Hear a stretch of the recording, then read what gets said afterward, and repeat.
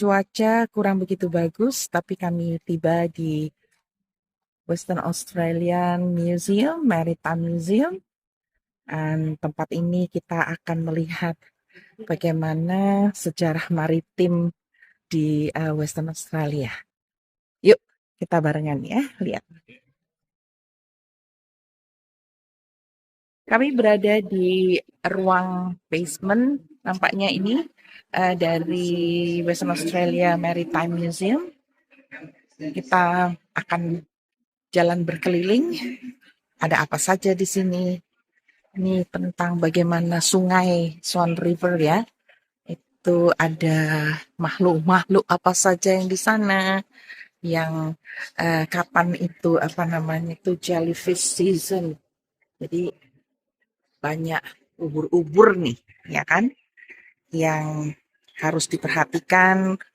Kemudian apa saja yang bisa dilihat di sungai, ikan apa yang hidup di sana, termasuk ternyata seperti kuda laut ini juga bisa ditemukan di perairan Western Australia.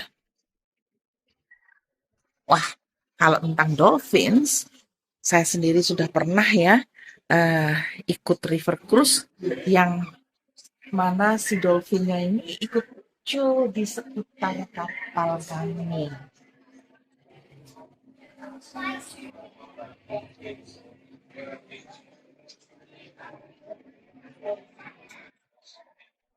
Relaxing sekali melihat akuarium dengan berbagai makhluk hidup, sea creatures-nya, dan lihat anak-anak begitu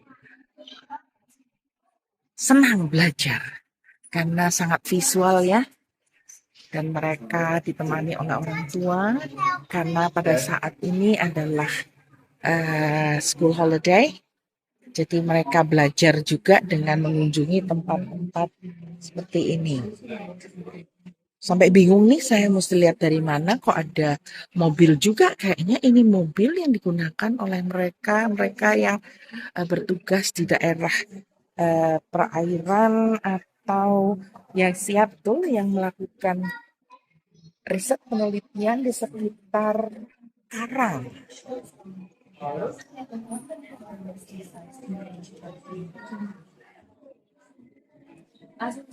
Anak-anak bisa mendengarkan juga interaktif ya, video tentang berbagai topik.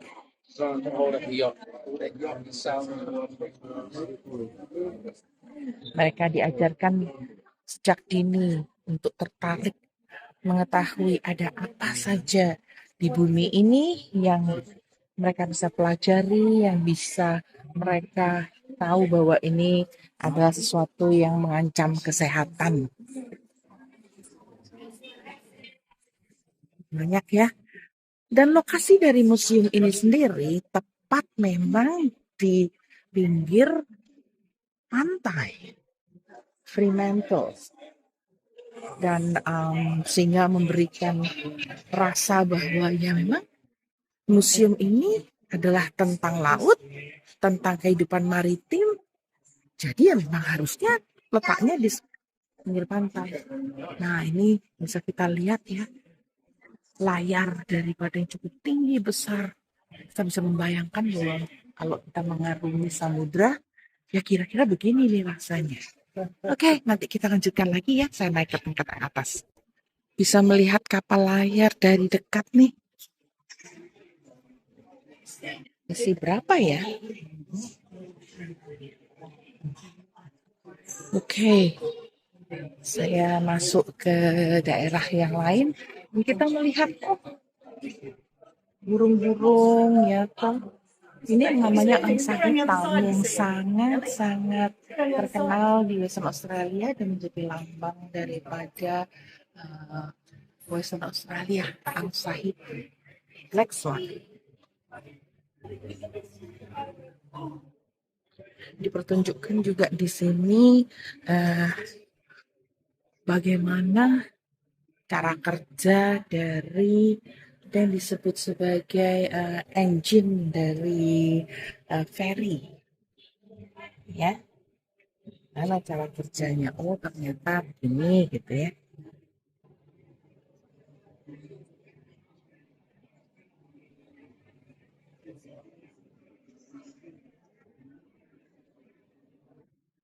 Ini juga ada replika model daripada jembatan yang menghubungkan dua tempat, di mana frame-nya atau kerangkanya dibuat luar biasa. Oke, saya sambung lagi di tempat lain. Oh, di sini ada apa ini? Oh, sebesar apakah eh, shark, hiu? Ya, lihat anak-anak ini, mereka melihat. Oh, dari mana mereka tahu bahwa shark ini adalah laki-laki atau perempuan? Laki-laki atau perempuan, betina atau jantan ya? Itu maksudnya.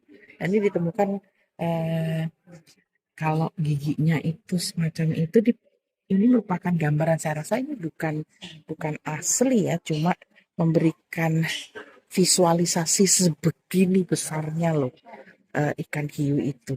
Maka disebut megamouth. Coba kita play ya. The megamouth is an extremely rare and mysterious deep sea shark. Karena ini untuk anak-anak, maka presentasinya juga dalam bentuk kartun. And although it looks scary, it only feeds on plankton and other tiny little crustaceans. Ada sekoci atau perahu yang digunakan oleh orang Indonesia. Oh, kanu yang digunakan oleh orang Indonesia untuk masuk ke perairan Western Australia. Ini ada ceritanya, menjadi part of history. Jadi masyarakat Indonesia dengan Australia, khususnya Australia Barat, ini bukan lagi sekedar negara tetangga, tapi mereka menjadi bagian dari maritim Australia. Perahu-perahu buatan dari penduduk atau masyarakat Indonesia, khususnya dari Sulawesi, itu sangat dikenal. It's interesting. Oh, there is a link with Indonesia. Yeah. Cavite, an Indonesian jagger built in Aru Island. So ini salah satu ya kapal yang digunakan untuk hadir datang ke Indonesia, ke Australia di tahun 1900-an, awal 1900.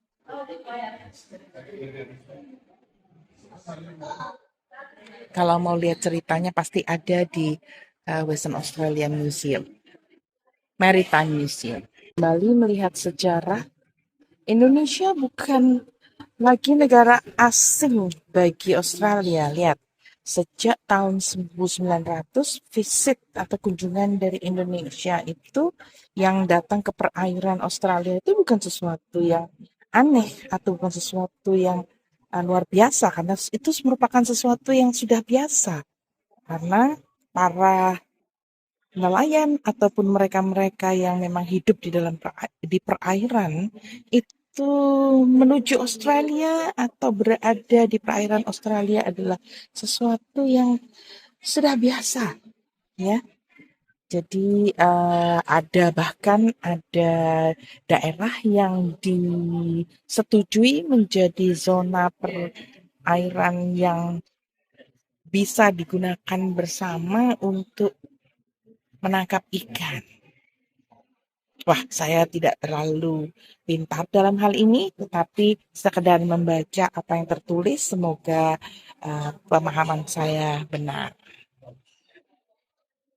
Bahkan ada sandal.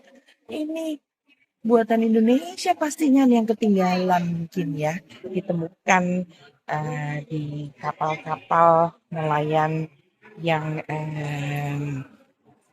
mungkin terdampar atau ditinggalkan. Juga di sini ada display tentang barang-barang yang dibawa atau ditemukan di dalam kapal-kapal. Banyak banget ini kayaknya sesuai dengan Indonesia nih. Batik juga dibawa mungkin ya untuk hadiah atau untuk dipakai. Sekarang kita masuk ke daerah di mana, oh look, ada wayang pula di sini ya. Jadi benar-benar di museum ini saya merasa bahwa pengaruh daripada orang yang datang ke Australia ini memang dari berbagai bangsa, ya.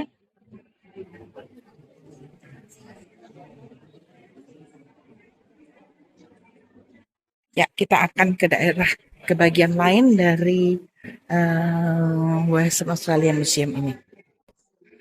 Bagian lain yang belum tercover dari Western Australia Maritime Museum adalah kapal perang ya. Jadi kapal-kapal yang membawa pasukan untuk pertahanan Australia. Ada namanya HMAS Sydney 2, kemudian bagaimana anak buah kapalnya, ABK-nya, kemudian jenis-jenis perahu yang mereka bawa. Ya, saya nggak tahu namanya apa ini. Kemudian mungkin ini bagian dari apa namanya torpedo ya yang sebesar ini. Kemudian mungkin di atas kapal juga ada pesawatnya ya yang mungkin menjadi bagian daripada angkatan bersenjata dari Royal Australian Navy ya, Navy-nya, angkatan bersenjatanya Australia yang melindungi, bertugas melindungi perairan Australia. Submarinnya, dan bahkan ini ada emblem-emblem ya yang dipakai dikenal untuk angkatan bersenjata Australia. Interesting, belajar banyak saya hari ini.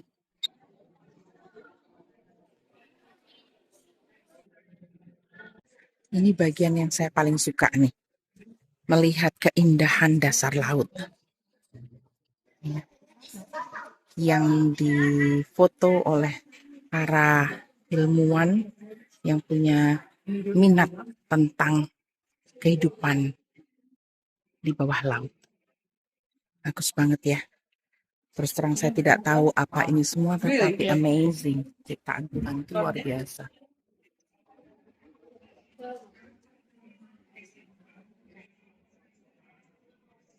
Beraneka warna, bukan hanya di darat, tapi di bawah laut juga. Dan ada pembelajaran di sini tentang apa-apa saja yang dilihat, makhluk apa saja yang istilahnya hidup di dasar laut. Foto-foto ini menunjukkan begitu dedikasi yang besar para saintis untuk covering. Ya ampun, bagus banget ya. Aneka ragam ini. Semoga kita bisa menjaga perairan laut ini menjadi sesuatu yang kita lestarikan bersama supaya anak cucu ini masih bisa lihat nih yang kayak begini. Luar biasa. Oke. Kita jumpa lagi di tempat yang lain. Sekarang berada di lantai atas, di mana di situ dipertunjukkan besarnya ukuran dari ekor ikan paus ya. Ini. Dan bagaimana kalau mereka itu punya kekuatan yang luar biasa untuk membalikkan kapal. Ya. Ada contoh lampu yang dipakai untuk di laut dan menjadi petunjuk arah. Nah, ini ada yang lucu nih. bagaimana domba-domba Australia juga ikut memanfaatkan perairan dan diekspor atau berpindah dari satu tempat ke tempat yang lain. Segala sesuatu tentang apa yang terjadi di laut, di atas laut, di bawah laut, ada di Western Australia Maritime Museum. Jadi bagi teman-teman yang belum pernah ke tempat ini, untuk belajar, untuk menghargai bagaimana perkembangan teknologi, dari sejarahnya, visit Western Australia Maritime Museum, tempat belajar yang memberikan pandangan yang lebih luas tentang ada apa di laut Australia. Sampai di sini liputan saya di Western Australia Maritime Museum. Sampai jumpa di kesempatan yang lain, di tempat yang lain. Salam sejahtera buat sobat jalan, jajan, dan ngopi. Sampai jumpa.